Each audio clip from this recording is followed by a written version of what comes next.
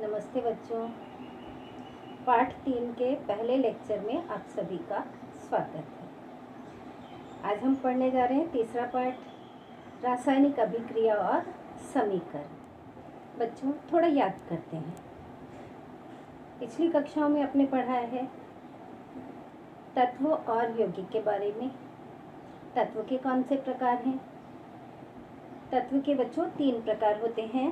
पहला धातु, दूसरा अधातु और तीसरा धातु सदृश। और यौगिक कैसे बनते हैं? 2 या 2 से अधिक तत्वों के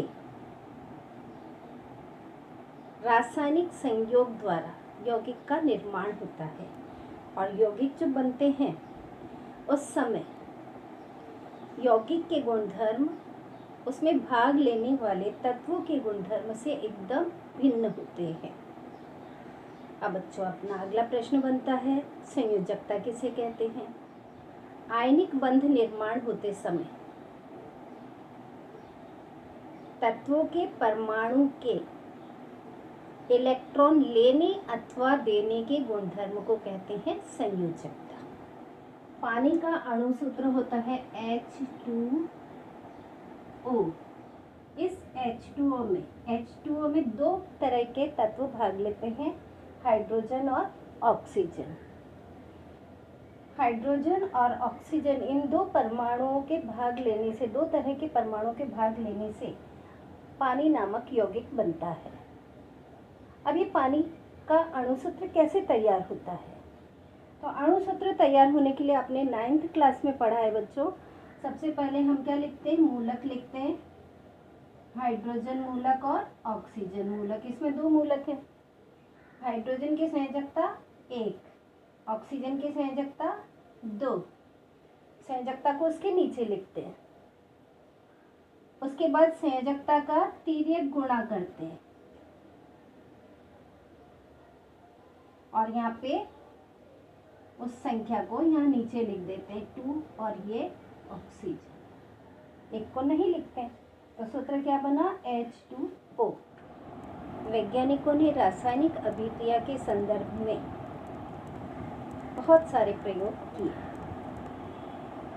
उन प्रयोगों से ये स्पष्ट होता है कि रासायनिक अभिक्रिया होते समय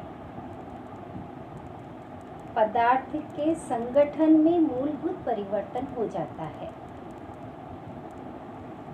और ये परिवर्तन स्थायी रूप का होता है, इसलिए उसे रासायनिक अभिक्रिया कहा जाता है। तो बच्चों इस प्रकार से परिवर्तन 2 प्रकार के हम यहाँ पे पढ़ेंगे। पहला भौतिक परिवर्तन और दूसरा रासायनिक परिवर्तन।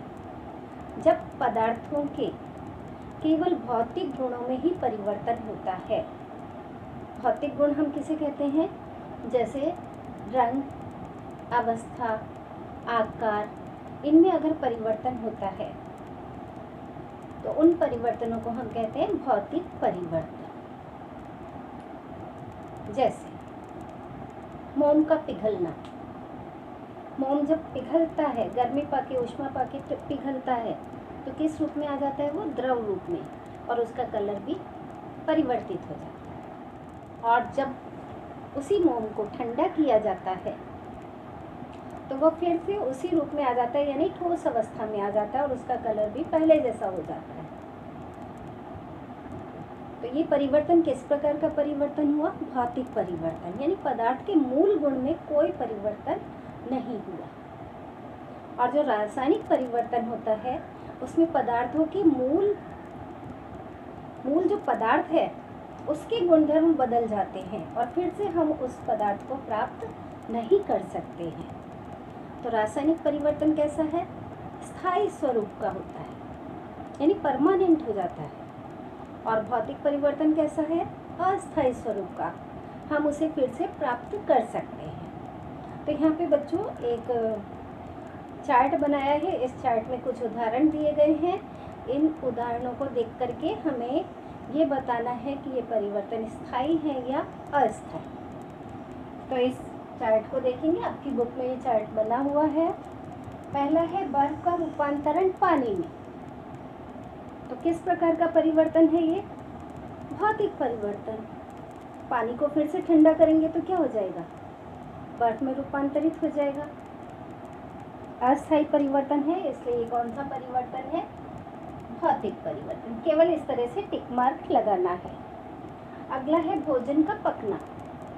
भोजन को जब पकाया जाता है तो उसके रासायनिक गुणों में परिवर्तन होता है, उसको हम फिर से पहले की स्थिति में नहीं ला सकते, इसलिए कौन सा परिवर्तन हुआ, रासायनिक परिवर्तन।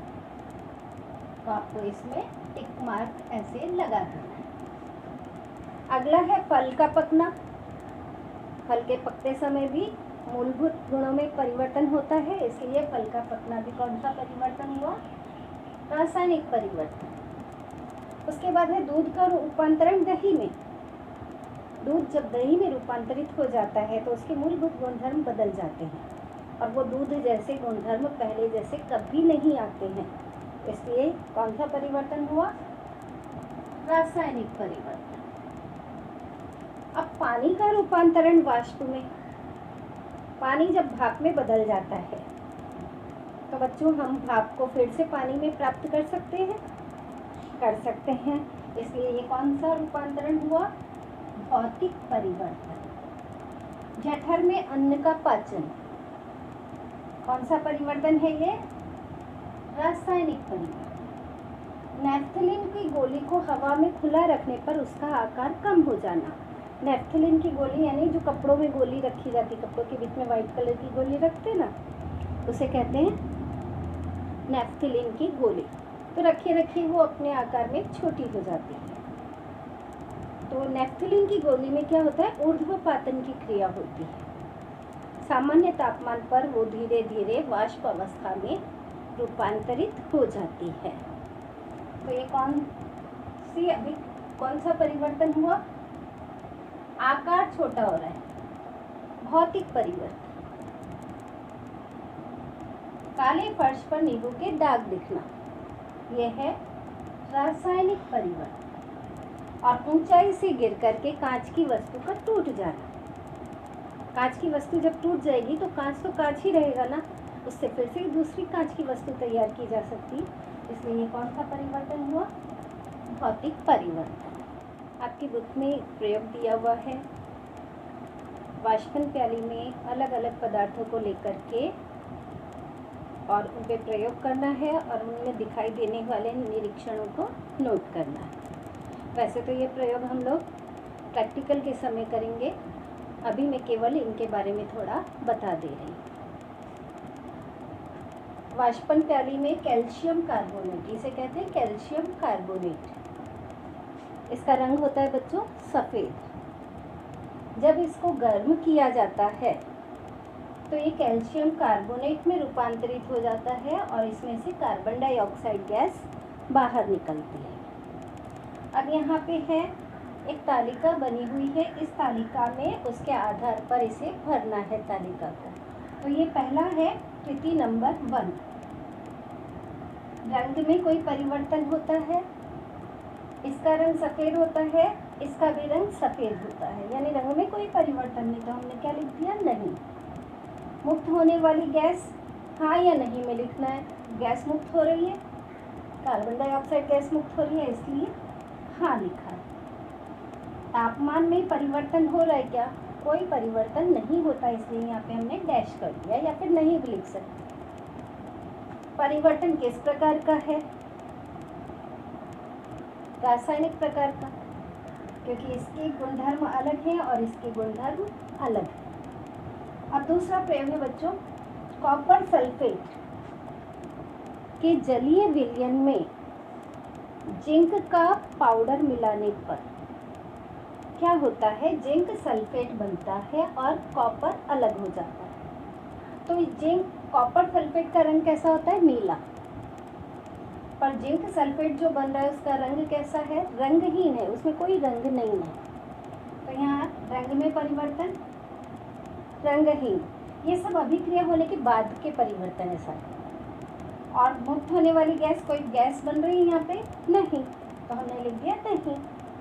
तापमान अभिक्रिया होते समय तापमान में वृद्धि होती है, इसलिए हमने यहाँ लिखा तापमान बढ़ता है।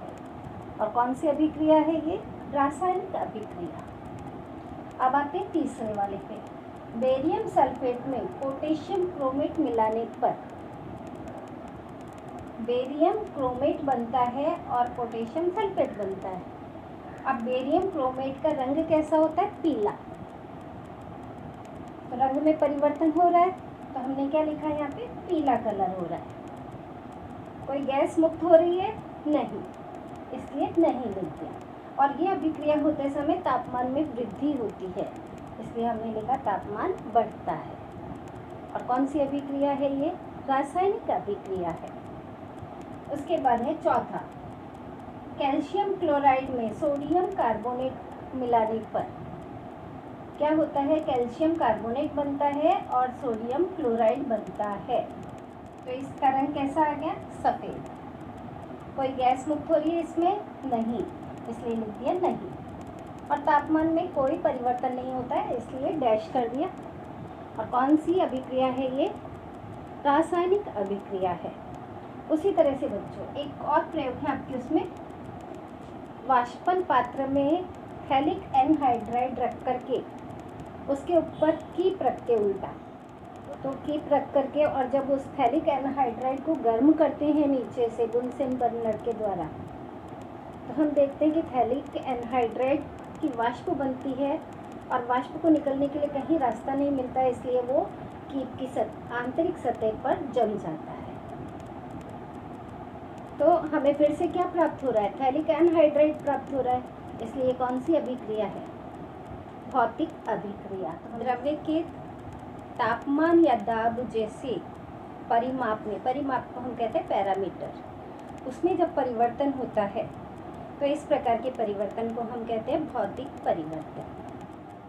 और भौतिक परिवर्तन कई बार रिवर्सिबल होते हैं, यानी प्रत्यावर्ती होते हैं। पानी को और ठंडा करें तो क्या हो जाता है? बर्फ में रूपांतरित हो जाता है। और जब बर्फ को उष्मा देते हैं, गर्म करते हैं, तो बर्फ किस में रूपांतरित हो जाता है? पानी में। यानी प्रक्रिया अदल बदल करके होती रहती है, उसमें पदार्थ के मूल गुणधर्म में कोई परिवर्तन नहीं होता है। तो इस प्रकार के परिवर्तन को हम क्या कहते हैं? भौतिक परिवर्तन। इसके विपरीत जब रासायनिक परिवर्तन होता है तो पदार्थ के संगठन में परिवर्तन हो जाता है, और संगठन में परिवर्तन होने को ही हम कहते हैं रासायनिक परिवर्तन।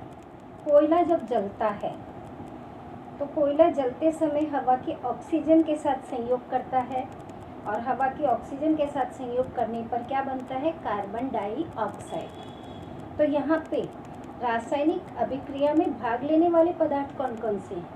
कार्बन और ऑक्सीजन। और अभिक्रिया के पश्चात बनने वाला उत्पाद कौन सा है? Carbon dioxide. तो बच्चों आज के लिए इतना ही। धन्यवाद।